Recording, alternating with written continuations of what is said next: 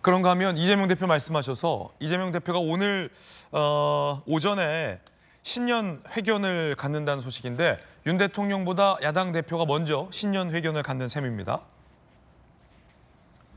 오늘 신년 회견, 윤 정권 실정을 부각할 예정으로 보입니다. 총선 각오, 새 당 운영 구상 등 밝힐 예정이고요.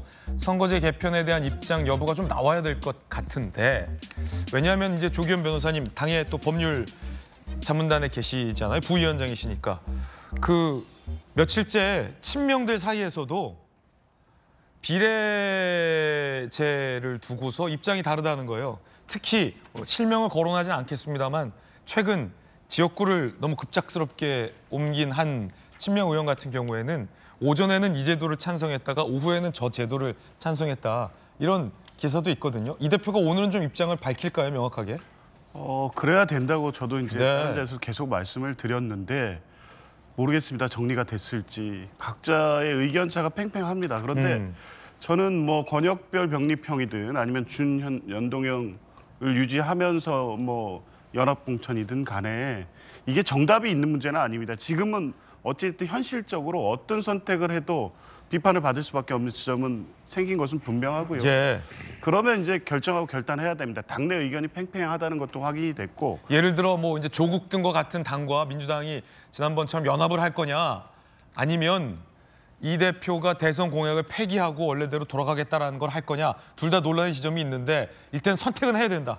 그렇죠. 이 언제까지 이 상태로 불확실성을 놔둘 수는 없죠. 선거가 70일밖에 안 남았고요.